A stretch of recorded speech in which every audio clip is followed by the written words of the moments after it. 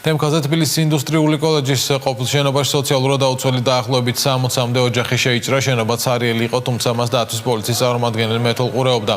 ამ დროისათვის ადგილზე მათი საპატრულო ეკიპაჟებია მობილიზებული. შეჭრილების განცხადებით მათ თბილისის მერიასა და სახელმწიფო უწყებებს არაერთხელ მიმართეს ფართის დაკმაყოფილების მოთხოვნით, თუმცა დახმარება არ მიუღიათ და დღეს დილის 9 საათისთვის ინდუსტრიული კოლეჯის ყოფილ შენობაში შეიჭრნენ.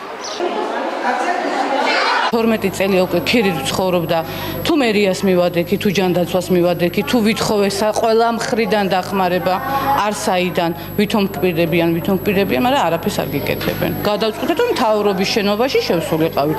არავის არ ვაზიანებთ, არავის არაფერს არ უხუშავებთ. დაგვაყენონ ამ შენობაში. მაინდა-მაინც ამ შენობაზე არ იყო, სადაც ვნახავდით, ყველგან შევიდოდით.